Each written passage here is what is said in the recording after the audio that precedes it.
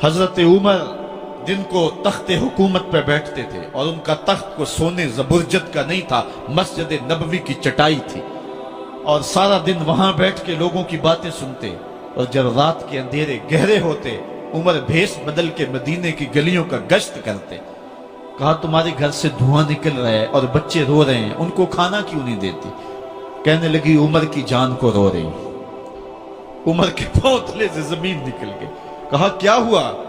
कहा 3 दिन से हमारे यहां खाने के लिए कुछ नहीं है, रोजाना बच्चे रोते हैं और मैं हंडिया के अंदर पत्थर डाल करके नीचे से आग डालती रहती हूं कि बच्चे इंतजार कर करके सो जाएंगे, कम वक्त सो भी नहीं रहे और वो पत्थर पकेंगे भी क्या, और मैं उमर की जान को रो रही हूं।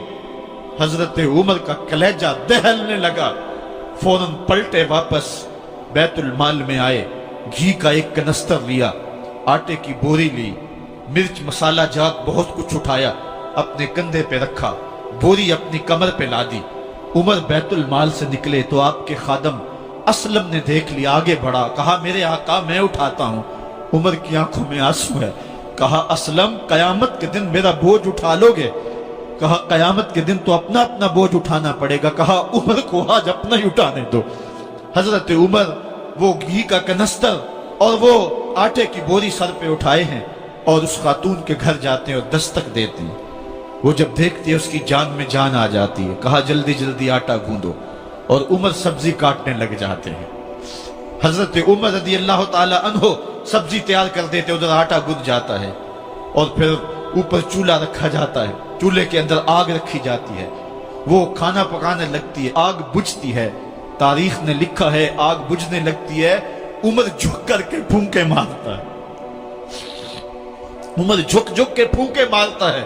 खाना पक गया और बच्चों के सामने खाना रख दिया, बच्चे खा रहे हैं। अब बच्चे रो रो के निढाल हो चुके थे। हजरत उमर अपने हाथों को और अपने घुटनों को और अपने पांव को जमीन पे लगा के, जिस तरह बकरी का बच्चा चलता है वेड़े के अंदर, कभी इधर चलते हैं कभी इधर चलते हैं, ताकि बच्चे मुझे देख के खुश हों और दिल में कहते उमर जितना रुलाया है अब इतना हंसाना भी पड़ेगा। तो कभी उमर अमीरुल मोमिनीन, ये मैं किसी आज के जो है वो लोगों के वोटों पे मुंतखब होने वाले हुक्मरान की कहानी नहीं सुना रहा, मैं उस उमर की कहानी सुना रहा हूं जो 23 लाख मुरब्बा मील का हुक्मरान है, आधी दुनिया का बादशाह है। हजरत उमर जो है जिस तरह बकरी का बच्चा चलता है, इस तरह अपने हाथ और अपने घुटने जमीन पे टेक करके जो है वो इस तरह चलते हैं। बच्चे उमर को देख के मुस्कुराते हैं। जब बच्चे मुस्कुराने लगे तो हजरत उमर ने उस खातून से कहा बुढ़िया उमर को माफ कर दे। उसने कहा तू इतनी हमदर्दी क्यों करता है? कहा उमर बेचारा बड़ा फंसा हुआ है, फिक्र है उसको यरमूक को फुस्तात हुलवान की, जब फतह है मिस्र तो तैयारी है ईरान की, आते जाते वफद से मुलाकात भी करता होगा और शब को मालूम हालात भी करता होगा, कांटों में उलझी हुई बेचारे की जान है, नींद उसको भी आती है आखिर वो इंसान है, मेरी बहन उमर को माफ कर दे।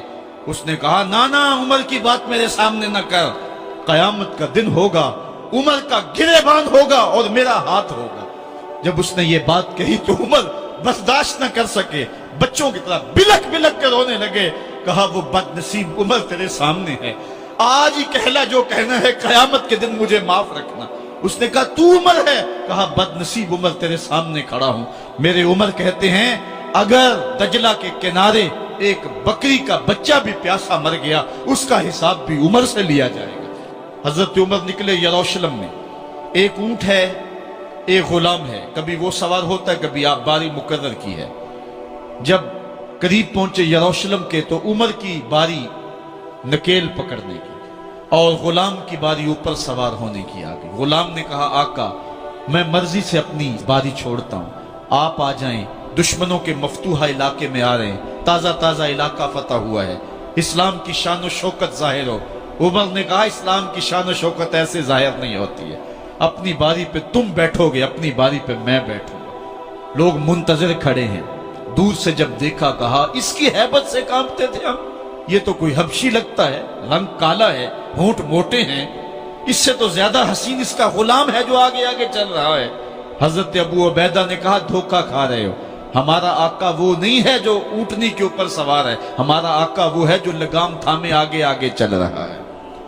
حضرت عمر رضی اللہ تعالیٰ عنہ کو آگے بڑھ کے جابیہ کے مقام پہ حضرت ابو عبیدہ بن جراح نے استقبال کیا، تو حضرت عمر آگے بڑھے اور انہوں نے آگے بڑھ کر کے حضرت ابو عبیدہ کے دونوں کندھوں پہ ہاتھ رکھا، اور سنو حضرت عمر نے کیا کہا، کہا لا الہ الا اللہ انا کنا اذل قوم فاعزنا اللہ بالاسلام۔ کہا کہ لا الہ الا اللہ، اے ابو عبیدہ بن جراح، ہم ایک ذلیل قوم تھے اور اللہ نے ہمیں اسلام کی وجہ سے عزت عطا کی ہے۔ اور میں تمہیں ایک تاریخ ساز بات کہنے لگا ہوں، اور وہ یہ ہے کہ جب تک ہم اس عزت والے اسلام کے دامن کو تھامے رہیں گے ہماری عزت قائم رہے گی، اور جب اسلام کے علاوہ کسی اور جگہ سے عزت ڈھونڈیں گے تو رسوا کر کے رکھ دیے جائیں گے۔ یہ ہے وہ خلاصہ جو حضرت عمر نے امتوں کے عروج و زوال کا بیان کیا ہے۔ اس امت کو جو خیرات ملی ہے تخت و تاج کی، وہ پینٹاگون سے نہیں ملی، وہ واشنگٹن سے نہیں ملی، وہ وائٹ ہاؤس سے نہیں ملی، وہ محمد عربی کے جوڑوں کا صدقہ ملی ہے۔ اس لیے جب ہم نے اسلام سے انحراف کیا، پاکستان حاصل کیا گیا تھا۔ پاکستان کا مطلب کیا؟ لا الہ الا اللہ۔ ہم نے اس نعرے کو چھوڑ دیا ہوا ہے، ہم نے انحراف کر دیا ہے۔ آج ہماری نظریں مغرب کی طرف لگی ہے کہ تخت و تاج اس سے نصیب ہوتے ہیں، اور دنیا کے اوپر ہم رسوا ہو کے رہ گئے۔ ہماری پستی، ہماری زبوحالی، ہماری ذلت کا سبب یہ ہے کہ جس جگہ سے ہمیں عزت ملی تھی ہم نے وہ مرکز ہی چھوڑ دیا ہے۔ اس مرکز حیات کو، اس مرکز زندگی کو، اس مرکز عزت کو ہم نے چھوڑ دیا ہے، اور دنیا کے اوپر ہم رسوا ہو رہے ہیں۔ انہی حضرت عمر کی کہانی ہے۔ وادی تہامہ سے گزر رہے تھے کہ بچوں کی طرح بلک بلک کے رونے لگے۔ کہا عمر جوان آدمی ہو اور بچوں کی طرح بلک کے رو رہے ہو؟ کہا تم نہیں جانتے، مجھے بچپن کی کہانی یاد آ گئی۔ کہا کیا کہانی ہے؟ کہا یہی عرض تہامہ تھی، میرے باپ خطاب نے مجھے 5 اونٹ دیے تھے، کہا انہیں لائن میں کھڑا کرو سیدھا۔ میں آگے والا سیدھا کرتا تھا، پیچھے والا ٹیڑھا ہو جاتا، پیچھے والا سیدھا کرتا، آگے والا ٹیڑھا ہو جاتا۔ میرے باپ خطاب نے مجھے بڑا مارا۔ کہا ایک عرب کے بیٹے ہو کہ تم سے 5 اونٹ لائن میں کھڑے نہیں ہوتے؟ کہا ایک زمانہ عمر پہ وہ تھا کہ اس سے 5 اونٹ لائن میں کھڑے نہیں ہوتے تھے، اور آج شرق سے لے کر غرب تک 23 لاکھ مربع میل کی حکمرانی اور انسان بھی لائن میں کھڑے ہیں۔ یہ محمد عربی کے جوڑوں کا صدقہ نہیں ہے تو اور کیا ہے؟ عمر سے تو 5 اونٹ لائن میں کھڑے نہیں ہوتے تھے۔ تو یہ عزتیں، یہ تخت و تاج، یہ حکومتیں